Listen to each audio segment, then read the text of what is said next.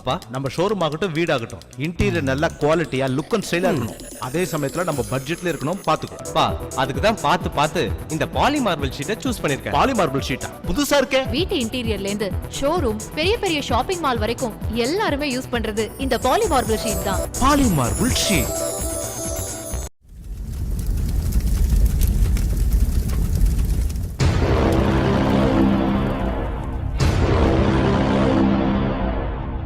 வணக்கம். சிநேகிதியின் மனதில் உறுதி வேண்டும்.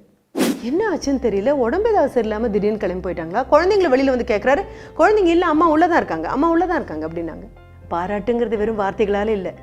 வீடெல்லாம் சுத்தமாக தொடச்சு பளிச்சுன்னு கண்ணாடி மாதிரி வச்சுருக்கீங்கன்னு வைங்களேன். ஒரு பெரிய பை நிறைய நன்றியையும் இன்னொரு பெரிய பை நிறைய பரிவையும் கொண்டு வந்து அந்த பெண்ணிட்ட கொடுத்தீங்கன்னு வைங்க. அந்த பெண் இந்த உற்சாகத்திலேயே இன்னும் ஒரு மாதம் ஓட்டிடுவாங்க.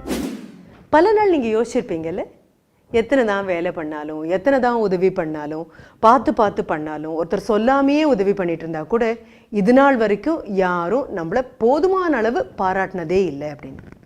அது என்ன போதுமான அளவு பாராட்டுறது? நம்ம மனது திருப்தி அடைகிற அளவுக்கு பாராட்டுறது. பாராட்டுங்கிறது வெறும் வார்த்தைகளால் இல்லை. வீடெல்லாம் சுத்தமாக தொடச்சு பளிச்சுன்னு கண்ணாடி மாதிரி வச்சுருக்கீங்கன்னு வைங்களேன். காலையில் போட்டபடி போயிட்டு திரும்பி வரும்போது பார்த்த அடுத்த நிமிஷம் யாராவது ஒருத்தர் அட வீடு ரொம்ப அழகாக இருக்குது அப்படின்னு சொன்னால் அன்னைக்கு இல்லை, ஒரு வாரத்திற்கு இந்த உற்சாகமே நம்மளை ஓட்டிகிட்டே இருக்கும். ஏதாவது ஒரு சின்ன மாற்றம் பண்ணியிருப்பீங்க, அதை யாராவது பாராட்டினா உற்சாகம் ரொம்ப தலைக்கு மேலே போயிடும். சில நாளைக்கு ஒரே ஒரு புதிய முயற்சியாக ஒரு சமையல் பண்ணி பார்க்கலாமே அப்படின்னு தோணும். மறக்காமல் வீட்டில் உள்ள எல்லாரும் அடடே இது ரொம்ப நல்லா இருக்கே, இனி மறக்காமல் பண்ணுங்க அபாரம் அப்படின்னு சொன்னாங்கன்னா அந்த சக்தியை வச்சுட்டு ஒரு வாரம் ஓட்டிடுவோம். ஆனால் யாரும் அப்படி ஒன்றும் பார்த்து பாராட்டுற மாதிரி தெரியல. சொல்லப்போனால் பாராட்டினுடைய பயன் என்னன்னு கூட பல பேருக்கு தெரியறதில்ல. பாராட்டப்படாததுனாலேயே நமக்கு யாரை பாராட்டுற பழக்கமும் இல்லாமல் போயிடுச்சு. ரொம்ப வருத்தப்பட்டு என்னோட ஒரு சக ஊழியர் ஒரு தடவை சொன்னாங்க, நானும் எத்தனை பண்ணுறேன் மேடம், வீட்டில் வேலை பண்ணாமல் இருக்கிறதே கிடையாது, ஆனாலும் யாருமே ஒத்துக்க மாட்டேங்கிறாங்க அப்படின்னு சொல்லி வருத்தப்பட்டாங்க. இன்னொரு நண்பர், அந்த நண்பர் சொன்னார், வீட்டில் பெண்கள் என்னங்க மேடம் பண்ணுறாங்க, காலையில் கிளம்பி வந்துட்டோன்னா அப்படி சும்மா தானே இருக்காங்க. நான் சிரிச்சுட்டே சொன்னேன், அது எப்படி இங்கே சும்மா இருக்கிறது அப்படின்னு. அவருடைய மனைவியை சந்தித்த போது நான் சொன்னேன், ஒரே ஒரு நாளைக்கு சும்மா இருங்க, அப்போ புரியும் உங்கள் கணவருக்கு நீங்கள் என்னெல்லாம் பண்ணுறீங்கன்னு. முயற்சி பண்ணுறேன் மேடம்ட்டு போனாங்க. ஒரு 10 நாள் கழித்து எனது நண்பர் தனது மனைவி சும்மா இருக்கிறதா சொன்னாரோ அந்த நண்பர் எங்கிட்ட வந்து ஒரு பெரிய பட்டியலே போட்டார். ஐயோ மேடம் உங்களுக்கு தெரியாது, நேற்று என்னாச்சு தெரியுமா வீட்டில், என்னாச்சு, எனக்கு தான் தெரியுமே என்ன நடக்க போகுது அப்படின்னு. சொல்லுங்கன்னு. மாலையில் நான் ஆஃபீஸ்லேருந்து திரும்பி வரேன், குழந்தைங்கள்லாம் அப்படியே அழுக்கு துணியோடு உட்காந்துட்டு இருந்தது. ஏன் அப்படின்னு, சனிக்கிழமை மேடம் பள்ளிக்கூடம் லீவு, ரெண்டும் அப்படியே அழுக்கு துணியில் மண்ணில் புரண்டு அப்படியே விளையாடிட்டு இருக்கு. சரி, வாசலில் பார்த்தா கார் கதவு திறந்து வச்சது காலையில் அப்படியே திறந்துருக்கு. நான் என் பைக்கை நிறுத்திட்டு வரேன், கதவு காலையில் நான் ஏதோ எடுக்க திறந்து வச்சேன், அது அப்படியே இருக்குது. சரி, வீட்டு வாசலில் இருக்கக்கூடிய அந்த டோர்மேட் கால் மிதி அது எங்கேயோ இருக்குது. சரி, அப்புறம் நாயை காண மேடம், எங்கே போச்சுன்னே தெரியல, கேட்டும் திறந்துருக்கு. சரி, வீட்டுக்குள்ளே வந்தேன்னா வெளியில் இருக்கிற உலகமே தேவையில்லைங்கிற அளவுக்கு வீடு பூரா ஒரே ரணகலம், ஏதோ புயல் காற்று அடித்த மாதிரி இருக்குது. புத்தகங்கள்லாம் ஒரு பக்கம் கிடக்குது, பொம்மைகள்லாம் ஒரு பக்கம் கிடக்குது, காலையில் சாப்பிட்ட உணவு தட்டு அப்படியே கிடக்குது, கால் போகும்போது இடறி தட்டி விட்டு அந்த டீ கோப்பை கவிழ்ந்து தரையில் கசிஞ்ச டீ அப்படியே இருக்குது. எங்கேயாவது வெளியில் கிளம்பி போயிட்டாங்களா மனைவின்னு தெரியாமல் சமையல் அறைக்கு போனால் சமையல் அறையில் காலையில் போட்டபடி அப்படியே உட்காந்துட்ருக்கு. ஐயோ உடம்பு ஏதாவது சரியில்லையான்னு போய் பாத்ரூமில் போய் பார்த்தா ஒரு டேப் ஒழுகிட்டே இருக்குது, காலையில் சரியாகவே க்ளோஸ் பண்ணலை, குளிச்சுட்டு அப்படியே ஓடுனது அது அப்படியே இருக்குது. ஈரத்துண்டு அப்படியே கிடைக்குது, துவைக்க வேண்டிய துணி அப்படியே கிடைக்குது. சரி, எல்லாத்தையும் சரி பண்ணுறதுக்காக எங்கேயோ வேலையில் பின்னால் இருக்காங்களான்னு போய் பார்த்தா அங்கேயும் அப்படியே தான் இருக்குது. செடிகளுக்கெல்லாம் தண்ணி விடலை, நல்ல வெயில், எல்லாம் ஓரளவு அப்படியே கசிஞ்சு தொங்கி அப்படியே இருக்குது. என்ன ஆச்சுன்னு தெரியல, உடம்பு ஏதாவது சரியில்லாமல் திடீர்னு கிளம்பி போயிட்டாங்களா? குழந்தைங்களை வெளியில் வந்து கேட்குறாரு. குழந்தைங்க இல்லை, அம்மா உள்ளதான் இருக்காங்க அப்படின்னாங்க. சரி, அப்புறம் கடைசியாக பார்க்கக்கூடிய இடம் விடுன்னு மாடியில் ஏறி போய் அவங்களுடைய பெட்ரூம் கதை திறந்தா அவருடைய மனைவி காலையில் எந்த ஒரு நைட்டியை போட்டுட்டு உட்காந்துட்டு இருக்காங்களோ அதே வீட்டில் அணியக்கூடிய ஆடை, தலையெல்லாம் ஒன்றும் சீவக்கூட இல்லை, கையில் ஒரு நாவலை வச்சுட்டு காலை நீட்டிட்டு அமைதியாக கையில் ஒரு கோப்பை தேநீரை வச்சுட்டு குடிச்சிட்டு அந்த புக்கை படிச்சுட்டு இருந்தார். அடுத்த நிமிஷம் ஒரு அதிர்ந்தே போயிட்டார். என்ன இப்படி உட்காந்துட்ருக்க, வீடு இப்படி கிடக்குது? இல்லை, ஒரே ஒரு நாள் உங்களுக்கு காண்பிக்கணுங்கிறதுக்காக தான். என்ன காமிக்கணும்னு? தினமும் வீட்டுக்கு வந்தால் ஒரு கேள்வியை என்னை மறக்காமல் கேட்குறீங்க. என்ன தான் பண்ணிட்டு இருந்த வீட்டில் அப்படின்னு கேட்குறீங்க. என்ன தான் பண்ணிட்டு இருந்தேன் அப்படின்னு ஒவ்வொரு நாளும் சொன்னால் நீங்கள் புரிஞ்சுக்க மாட்டேங்கிறீங்களா? அதனால் இன்னைக்கு என்ன பண்ணேன்னு தெரியுமா, இது நாள் வரைக்கும் என்னதான் பண்ணிட்டு இருந்தேனோ அது இன்னைக்கு ஒரே ஒரு நாளைக்கு பண்ணாமல் இருந்தேன், அவ்வளோதான். எனக்கும் ஒரு புத்தகத்தை கையில் எடுக்க முடியும், உட்கார முடியும், படிக்க முடியும்னு படிச்சுட்டு இருந்தேன், அவ்வளோதான். அப்போ அந்த கணவருக்கு புரிந்தது.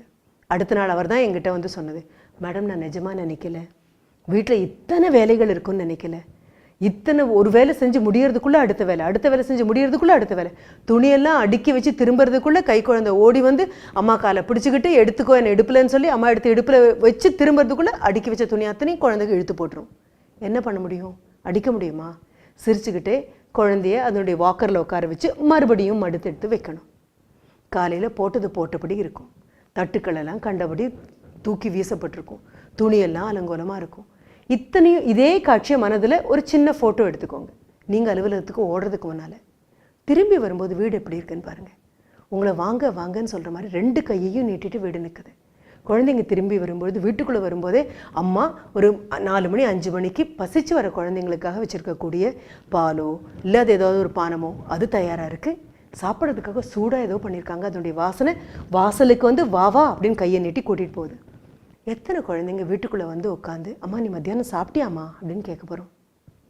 ஆஹா எனக்கு பிடிக்கும்னு அம்மா இது பண்ணியிருக்கீங்களாம்மா அப்படின்னு எத்தனை குழந்தை கேட்க போவோம். பானிபூரி ரொம்ப பிடிக்கும் அப்படின்னு வெளியில் போய் நம்ம சாப்பிட்றோம், ஆனால் வீட்டில் அம்மா நமக்கு பிடிக்குமே அப்படின்னு சொல்லிட்டு அதையே ரொம்ப ஆசையாக பண்ணி வச்சுருக்காங்க. கடையில் வாங்கும்போது உணவு மட்டும்தான் கிடைக்கும், கடையில் வாங்கக்கூடிய உணவை வீட்டில் அம்மா பண்ணும்போது ஒரு பெரிய கரண்டி நிறையா அன்பு, இன்னொரு பெரிய கரண்டி நிறையா அக்கறை, இன்னொரு பெரிய கரண்டி நிறையா ஆதரவு, அத்தனையும் ஒன்றா சேர்த்து உங்கள் முன்னால் கொண்டு வந்து வைக்கும்போது நிமிந்து இத்தனையும் வைக்கிற அம்மா முகத்தை நம்ம பார்த்துருக்க கூட மாட்டோம். இது குழந்தைங்களுக்கு மட்டும் நான் சொல்லலை, கூட இருக்கக்கூடிய அந்த கணவருக்கும் சேர்த்து தான் சொல்கிறேன். எல்லாருக்கும் வேலை இருக்குது, விதம் விதமான வேலை இருக்குது, வெவ்வேறு விதமாக எல்லாரும் பண்ணிட்டு தான் இருக்கோம். எந்த வேலையிலையும் தாழ்வும் இல்லை உயர்வும் இல்லை. பெரும்பாலும் வீட்டில் இருக்கக்கூடிய பெண்மணிகள் செய்யக்கூடிய வேலைக்கு எத்தனை கோடி கொட்டி கொடுத்தாலும் பத்தாது. என்கிட்ட கூட நிறைய மாணவர்கள் சொல்லுவாங்க, என்ன அம்மா என்ன பண்ணுறாங்க அப்படின்னு, வீட்டில் தான் இருக்காங்க அப்படின்னு சும்மா தோலை குலுக்கிட்டு தலையை சாய்ச்சிட்டு சிரிச்சிட்டு ரொம்ப அலட்சியமாக சொல்லுவாங்க. அப்போல்லாம் நான் சொல்லுவேன், ஒரே ஒரு நிமிஷம் யோசிச்சுப்பாரு, காலையில் நீ போட்டது போட்டபடி வந்த வீடு அப்படியே இருந்தால் கோவம் வருமா வராதா? உன்னுடைய பொருளையே உன்னால் சரியாக எடுத்து வைக்க முடியலையே, எல்லாருடைய பொருளையும் எடுத்து மறுபடியும் வீட்டை அழகாக மாற்றுறதுக்கு அந்த பெண்மணிக்கு எத்தனை நேரம் தேவைப்படும்? அவங்க இருக்காங்களா, சாப்பிட்டாங்களா, ஓய்வாக ஒரு நேரம் உட்காந்தாங்களா, ஒரு வாய் யாராவது குடிக்கிறதுக்கு கொடுத்தாங்களா, எதை பற்றியும் நம்ம கவலைப்படுறதில்லை. ஏதோ வேலையே இல்லாமல் இருக்கிற மாதிரி நாம் கற்பனை பண்ணிக்கிறோம். இனி வீட்டுக்குள்ளே போகும்போது ஒரு நிமிஷம் யோசிச்சு பாருங்கள், காலையில் போட்ட துணியெல்லாம் எங்கே நகர்ந்துருக்கு? தோச்சிருக்கு, ஆனால் வாஷிங் மிஷின் தானே வந்து காயப்போடுமா? காயப்பட்ட துணியெல்லாம் எடுத்து மடித்து தான் வைக்குமா? இல்லையே. அவங்க இடத்துக்கு அந்தந்த துணி போயிருக்கு, அவங்களுக்கு பிடிச்ச மாதிரி அந்தந்த உணவு இருக்குது, அவங்களுக்கு எப்படி பேசினா பிடிக்குமோ அந்த பேச்சு இருக்குது. கூடவே அம்மா தோளில் ஆதரவாக கையை வச்சுக்கிட்டே கூட்டிகிட்டு போய் சாப்பிட கொடுத்துட்டு உங்களுடைய ஹோம்ஒர்க் பண்ண உட்கார வைக்கிறாங்க. ஆதரவாக கணவனுக்கு எதையோ குடிக்க கொடுத்துட்டு அவருடைய ஆஃபீஸ் ஒர்க்கை பார்க்க விடுறாங்க. இத்தனையும் பண்ணுறோம். இந்த குடும்பமே சேர்ந்து அந்த பெண்ணுடைய தோளில் கையை வச்சு காலையிலேருந்து மாலையில் வரைக்கும் எந்த சம்பளமும் வாங்காமல், எந்த பாராட்டுதலும் வாங்காமல், யாருடைய புகழ்ச்சிக்கும் ஆளாகாமல் இத்தனை கஷ்டப்பட்டிருக்க.